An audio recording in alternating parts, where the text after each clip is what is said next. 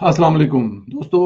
शेख रशीद जिसको आप अपनी पुरखों की निशानी बताते हैं, अपना ख़ानदानी महल बताते हैं। हालाँकि वो कहते हैं कि किसी सेठ ने अपनी बाई के लिए वो लाल हवेली बनाई थी।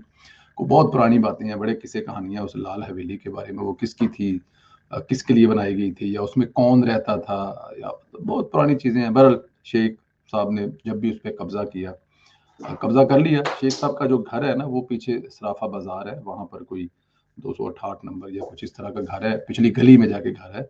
घर नहीं है वो, शेख रशीद साहब ने कब्ज़ा करके उसको एक अपनी अलामत जिसे आप कहते हैं कि अलामत बनाया हुआ है, अपना उसको ऑफ़िस बनाया हुआ है कि बाज़ार में है, लोग आते-जाते वहाँ पे कोई दही भल्ले खा, कोई इस किस्म की चीज़ें कर। तो वो शेख रशीद साहब जो है ना, उस पे कब्ज़ा करके बैठे हुए हैं और कुछ भी नहीं है। बड़ी देर से ये झगड़ा चल रहा था। ऐसी कई जगह हैं जहाँ पे लोगों ने कब्ज़ा किया हुआ है, कई मज़ारों पर किया हुआ है, कई ऐसे हाथों पर किया हुआ है जो कि महकमा औक़ाफ़ के हैं। लेकिन तगड़े लोग हैं, बैठे हुए हैं और अफ़सरों के साथ मिली-भगत करके वो हल्का-फुल्का लाइट मोड में हल्का चलता रहता है। 16 साल को, 25 साल को, 30 साल को, 40 साल ये चीज़ें चलती रहती हैं। शेर शीर साहब भी ज़ाहिर है एक पाकिस्तान के सियासतदान तो हैं, मशहूर सियासतदान हैं, अपनी हरकतों की वजह से, अपनी बातों की वजह से बड़े टकावे करके सियासतदान हैं और उनको सियासत में ज़िंदा रहना आता है, इसमें कोई शक नहीं है। वो सियासत से ऑफ नहीं होते, चाहे परवेज़ मुशर्रफ हो, चाहे नवाज़ शरीफ हो। नवाज़ शरीफ की तरफ से बेनज़ीर के बारे में जो गुफ्तगू फरमाया करते थे, मुशर्रफ के होते हुए जो शरीफ ख़ानदान के बारे में गुफ्तगू फरमाया करते थे, और फिर उसके बाद द दिया बुझा रहा जब मियाँ मोहम्मद नवाज़ साहब का दौर आया, लेकिन फिर उसके बाद इमरान खान साहब के साथ मिलकर आसिफ अली ज़रदारी या बिलावल भुट्टो पर फ़िक्रे कसकर उनको सियासत में रहना आता था। तो इसलिए शेख रशीद जो जब तक शेख रशीद साहब ज़िंदा हैं, वो लाल हवेली के इर्द-गिर्द सियासत करते रहेंगे, क्योंकि लाल हवेली उनको ख़ब्र में रखती है। लेकिन इस वक़्त शेख रशीद साहब की लाल हवेली जो है, वो बड़ी ख़तरे में है। ख़तरे में इसलिए है कि ये जो केस चल रहा था कि शेख साहब क्लेम करते थे कि ये लाल हवेली हमारी मलकियत है। जब आपकी कोई चीज़ मलकियत होगी, मतलब फ़र्ज़ किया कि मेरे पास जो गाड़ी है, मैं इसकी कहूँ कि ये गाड़ी तो मेरी है, वो आ जाए पुलिस वाले या कोई भी आ जाए, तो मैं कहूँ यार चोरी दी थोड़ी है यार, कि भाई चोरी की गाड़ी है। वो मेरी गाड़ी है यार, मैं पिछले 10 साल से इस्तेमाल कर रहा हूँ, खुदा के बंदो, कहाँ से चोरी की गाड़ी होगी? तो उसका बेहतरीन तरीकाकार क्या होगा कि उस गाड़ी के डॉक्यूमेंट लाके मैं पुलिस को दिखा दूँगा कि भाई 10 साल से मैं गाड़ी चला रहा हूँ, ये मेरी है, हर मोहल्ले का बच्चा जानता है और ये इसके डॉक्यूमेंट है। और दूसरा ये तरीकाकार है कि जी आप मोहल्ले से किसी से पूछ लें, मैं 10 साल ये गाड़ी चला रहा हूँ, मेरे ऊपर वाले को पता है, नीचे वाले को पता है, लेफ्ट राइट वाले को पता है, नेबर को पता है, मैं शॉपिंग करने जाता हूँ तो वहाँ पे जो 5-7 दुकानें हैं ग्रोसरी की, उनको पता है कि ये गाड़ी परवेज़ संदीला साहब की है। हम इसको 10 साल इस गाड़ी पे देख रहे हैं, लेकिन मेरे पास उस गाड़ी के पेपर नहीं है, तो इसका मतलब है कि 10 साल पहले गाड़ी की चोरी की है। तो इसी तरह शेख रशीद साहब से ये उनसे कहा गया कि जी आप इसके डॉक्यूमेंट लेके आ जाएँ और साबित करें कि जिस लाल हवेली को आप क्लेम कर रहे हैं, ये आपकी है, मलकीती है। और मलकीती कब साबित होगी? जब आप उसके मालिक होंगे।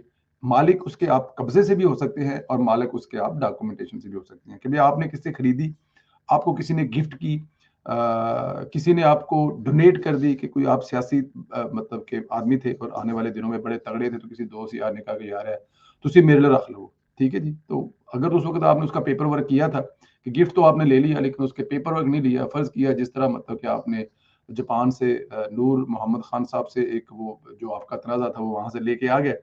लेके आ गए जी, आपके पास पैसे नहीं है, आपने वो वहाँ से जो ट्रेलर टाइप होता है, जो गाड़ी के पीछे जहाँ पे आप उसको कारवान जिसे कहते हैं, लेकिन बाद में जब पैसे देने का हुआ तो फिर आप साबित ना कर पाए, तो फिर वो आपको खज्जल खराब होना। तो इसी तरह शेख रशीद साहब अदालत में साबित करने में नाकाम हुए हैं कि ये लाल हवेली उनकी है। उनके पास ऐसे कोई पेपर नहीं है या उनके पास ऐसे कोई डॉक्यूमेंट नहीं है जिनमें ये साबित हो सके कि ये लाल हवेली की जो मलकियत है वो शेख रशीद साहब या उनके भाई की है। बिल्कुल भी नहीं साबित कर सके। 7 दिन का टाइम दिया है कि 7 दिन के अंदर-अंदर अगर आप इसको फ़ारिग कर देंगे, तो ये बहुत बड़ी आप अपने साथ नेकी करेंगे, क्योंकि 7 दिन के बाद महकमा आपको यहाँ से धक्के मार के निकालेगा, सामान उठा के आपका रोड के ऊपर फेंकेगा, तो फिर जहाँ पे आप खड़े होकर दही भल्ले खाते हैं, पकौड़े, नान, भटूरे खाते हैं, वहीं उन लोगों के सामने आप ज़लील हो जाएँगे। तो बेहतर ये है कि आप चुप करके इज्जत से 7 दिन के अंदर-अंदर निकल जाएँ, क्योंकि आप ये साबित नहीं कर सके मलकीती इसकी। एक तो ये शेख रशीद साहब के ऊपर अज़ाब बन के गिरा है। कि शेख रशीद साहब जो है वो ये साबित ना करने की वजह से उनको लाल हवेली फारिग करनी पड़ेगी। हमारे दोस्त है अरशद परवेज साहब, उनका कहना ये है कि ये इस तरह के केस बड़े चलते हैं, स्टे हो जाता है, चीजें ठीक है, हो सकता है ऐसा भी हो, लेकिन अब तक की इतला के मुताबिक इस दफा शेख रशीद पर हाथ पक्का डाला गया। इस दफा शेख रशीद साहब की बचत नहीं है, लेकिन ये फैसला 7 दिन के बाद होगा कि अरशद परवेज साहब जो कह रहे हैं कि इस तरह के केस बड़ी देर से शेख रशीद के साथ रोला चलता आ रहा है, लेकिन अब रोला जो है ना वो खत्म होने की तरफ आ गया। शेख रशीद साहब डॉक्यूमेंट दे के साबित कर देते कि उनकी है तो डेफिनेट उनको कोई वहां से निकाल नहीं सकता, क्योंकि क्लेम महकमा औकाफ का ये है कि ये महकमा औकाफ की जगह है, शेख रशीद साहब की जगह नहीं है। तो अगले 7 दिन के अंदर अंदर शेख साहब ने अगर इज्जत एहतराम के साथ खाली ना की तो फिर कसून मुक्के ते ठुड्डे मार के लाल हवेली दे विचों शेख साहब ਨੂੰ ਕੱਢ ਦਿੱਤਾ ਜਾਏਗਾ, ਸਮਾਨ ਚੁੱਕ ਕੇ ਰੋਡ ਤੇ ਰੱਖ ਦਿੱਤਾ ਜਾਏਗਾ। ਸ਼ੇਖ ਸਾਹਿਬ ਪਿੱਛੇ ਸਰਾਫਾ ਬਾਜ਼ਾਰ ਆਪਣੇ ਘਰ ਲੈ ਜਾਣ ਜਾਂ ਕਿਤੇ ਹੋਰ ਲੈ ਜਾਣ ਜਾਂ ਕਿਸੇ ਯਾਰ ਦੋਸਤ ਦੇ ਘਰ ਜਾਂ ਕਿਸੇ ਸਹੇਲੀ ਦੇ ਘਰ ਰੱਖਣ। ਇਹ ਸ਼ੇਖ ਰਸ਼ੀਦ ਦਾ ਪ੍ਰੋਬਲਮ ਹੈ, ਹਕੂਮਤ ਦਾ ਇਹਦੇ ਚ ਕੋਈ ਲੈਣ ਦੇਣ ਨਹੀਂ ਹੈਗਾ, महकमा औकाफ में रोल है शेख रशीद साहब का। दूसरा, एफबीआर ने शेख रशीद साहब को लेटर भेजा है, जी शेख साहब आप जरा मेहरबानी करके अपने जितने असासे हैं ना उनके सारे डॉक्यूमेंट लेके आ जाए, सारे डाट मतलब जो जो आपके पास है ना वो लेके आ जाए। लेकिन शेख रशीद साहब क्या कर रहे हैं, लोगों को गुमराह करने के लिए शेख रशीद साहब ये कह रहे हैं कि आप इसको ऐसे कर लेंगे। उन्होंने अपने ट्विटर पर इनकम टैक्स का जो पेड करने का वो लगा दी है, लोगों को गुमराह करने का। हालांकि इनकम टैक्स का तो उनका इशू ही नहीं है, आपकी इनकम पर एक टैक्स होता है और एक आपका वेल्थ टैक्स होता है, ठीक है जी। और फिर आपसे ना इनकम टैक्स मांगा गया है, वो तो आप जमा करवा रहे होंगे, नहीं करवा तो वो तो एक अलहदा महकमा अलहदा चीज है, लेकिन आपसे मांगे गए हैं कि आपके नाम पर कितनी प्रॉपर्टी है, आप कहाँ कहाँ किस किस जगह के काम कारोबार कर रहे हैं, वो लेके आ जाए। और फिर उसके बाद टैक्स रिटर्नें जमा होंगी, कितनी आपकी दौलत है, इतना आपका माल है, और इसके ऊपर अगर आप टैक्स जमा करवा रहे हैं तो वो कितना करवा रहे हैं और क्या करवा रहे हैं या कब जमा करवाया, वो तो फिर अगला किस्सा है ना। पहले तो फिलहाल ये बताएं कि ये जो फार्म हाउस आपने लिया, ये कितने में लिया, कितना बड़ा है, इस पे कितना पैसा लगाया, और अब इसकी इसकी कीमत क्या है। तो क्या इसकी जो वेल्थ का टैक्स है वो भी आप पेड कर रहे हैं। अगले सवाल में फिर आप जाहिर है आपको बताना पड़ेगा कि अगर ये फर्ज किया 2 अरब का फार्म हाउस है तो 2 अरब पे जो टैक्स वैक्स वेल्थ का होगा सालाना होगा वो आपको पेड करना पड़ेगा। अगर आपने नहीं किया तो अच्छी बात है, लेकिन शेख रशीद साहब के चारों तरफ जो घेरा है वो तंग किया जा रहा है, और शेख रशीद साहब आने वाले दिनों में आप देखेंगे ये कि बड़े खज्जल खराब होने वाले हैं।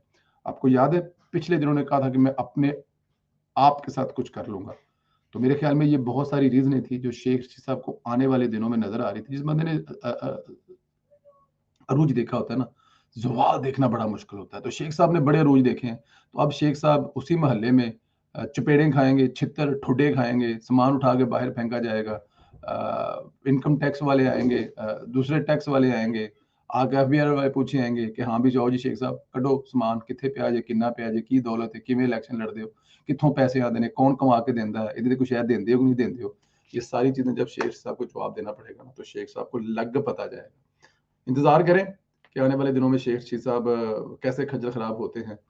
मेरी तो आंखें ये देखने के लिए तरस रही हैं। उम्मीद है कि जल्द शेख साहब को खज्जल खराब होते हुए हम भी देखेंगे, क्योंकि उन्होंने लोगों की इज्जतें और पगड़ियां जो उछाली हैं वो मेरे ख्याल में किसी से ढकी छुपी नहीं। अपना ख्याल रखिए, इजाजत दें, खुदा हाफिज।